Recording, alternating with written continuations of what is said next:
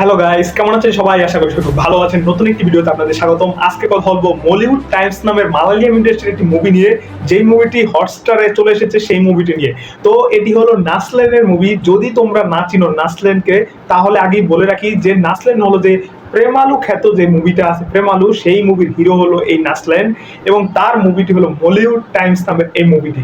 এবং এই মুভিটি মালায়ালাম ইন্ডাস্ট্রির একটি অন্যতম একটি জনপ্রিয় তো বলবো না, মোটামুটি একটি হাই প্রোফাইলের একটি মুভি। কারণ এই মুভিটা তোমার কোনো হাই বাজেট নেই, কোনো ওরকম নাম কাম নেই, শুধুমাত্র কন্টেন্টের দমে এটা বক্স অফিসে মোটামুটি ভালো করতে পেরেছে ভাই। এবং কন্টেন্ট ইজ দ্য কিং এই মুভিতে, সেটাই দেখেছি। এবং এই মুভিটা কেন মানুষ পছন্দ করেছে সেটাও এইটা বলবো। এবং মুভিটা দেখে ভাই এনজয় করেছি। ফার্স্ট অফ অল এই মুভিটা দেখে ভেরি এনজয়েবল লেগেছে আমার কাছে। এবং এই মুভিটা হোয়াট এ ভাই movie, what a concept, what a content level ভাই। তোমার বলিউড টাইমসে আর কিছু না থাক, যে কন্টেন্টের দম যা দেখিয়েছে ভাই, ওটা আমার কাছে ভালো লেগেছে।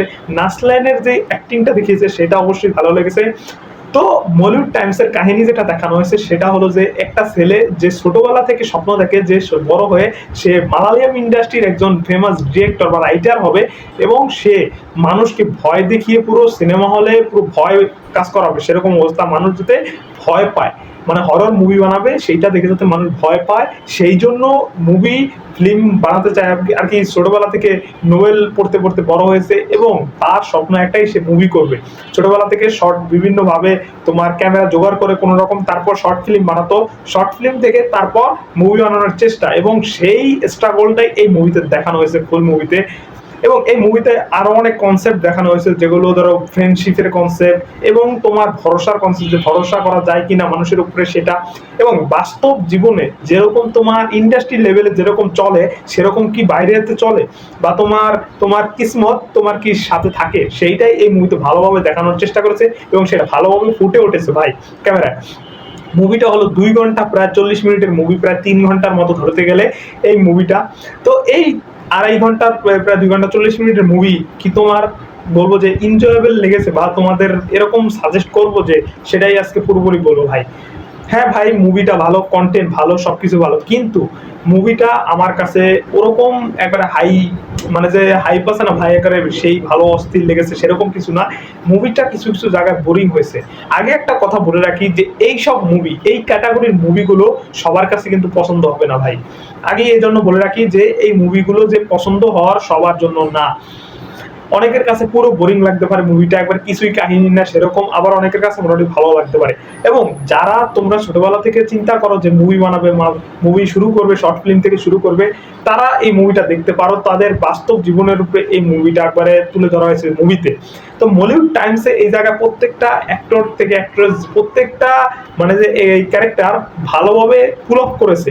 এবং নাসলেন তো আছেই সাথে, তার ছোট থেকে বড় হওয়ার যে জার্নিটা, গ্রো আপের যে জার্নিটা, সেটা ভালোভাবে একেবারে পর্দায় ফুটাতে পেরেছে ভাই, একবার ভালোভাবে, যেটা আমাদের মুভি রূপে বাস্তব জনরার মতো লেগেছে। এবং এইটা একটা হলো যে তোমার মুভির আর কি যে ডিরেক্টর আছে যারা, তাদের জন্য বেস্ট একটা এক্সাম্পল, মানে যে ছোটবেলা থেকে তারা স্ট্রাগল করে বড় হয়ে তারপর মুভি কিভাবে বানাবে সেইটা নিয়ে পুরো বিস্তারিত মুভির ভিতরে দেখানো হয়েছে তোমার।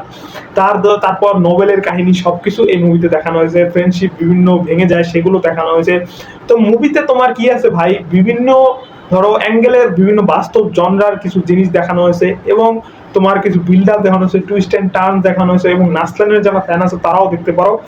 আর প্রথমে বলছিলাম ভাই যে মুভিটা সবাই কিন্তু পছন্দ করবে না। তো তোমার যদি ভালো লাগে এইসব মুভি, যারা মুভি মেকিং করতে পছন্দ করো বা চেষ্টা করতেছো যে মুভি বানাবে বা শর্ট ফিল্ম বানাবে, তাদের জন্য এই মুভিটা পারফেক্ট। এবং কিছু কিছু জায়গায় আমার কাছে অবশ্যই বোরিং লেগেছে।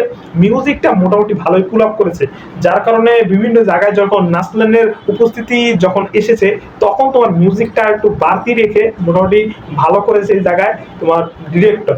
এবং যে ডিরেক্টর আছে অভিনব, উনি কিন্তু ভাই বেস্ট একটা ওনার কাজ বলতে গেলে মলিউড টাইমস। এই মুভিটা আমার মতে যে আসলে ব্লকবাস্টার হওয়ার কথা ছিল, যে ভালো হয়েছে মোটামুটি মুভি হিসেবে, কিন্তু সেই আর কি ওরকম ব্লকবাস্টার হতে পারেনি। মুভিটি অ্যাভারেজই থেকে গেছে, মোটামুটি কালেকশন করতে পেরেছে। এবং কিছু ক্যামিও আছে এই মুভিতে, যেটা তুমি ক্যামিও কোনো আমি স্পয়লার দেবো না, মোটামুটি তাদেরকে তোমরা হয়তো চিনো সবাই। আমার স্পেশালি আমার তোমার বিগেস্ট আর কি যে হিরো, যে তার এই জায়গায় ক্যামিও আছে, তাকে দেখলে আলাদা একটা শান্তি লাগে আর কি।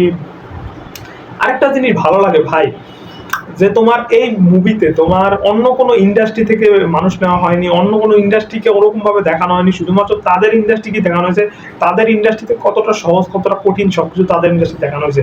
এবং আরেকটা ভাই আমার এই জায়গায় খারাপ লাগছে যে ভাই তুমি মলিউড মানে যে মুভির নাম মলিউড টাইমস, তারপর সব জায়গায় মলিউড মানে জায়গায় মালায়ালামকে বোঝানো হয়েছে, কিন্তু তোমার এই জায়গায় হিন্দি ডাবিং করেছে বলিউড নামে, যে বলিউডে সে ডেবিউ করতেছে, বলিউডের সেরা ছবি বানাতে চায় সে, সেরকম কেন? এটা একটা ভুল দিক ভাই, এটা হিন্দি ডাবিং এর কারণে এরকম করেছে জি স্টুডিও।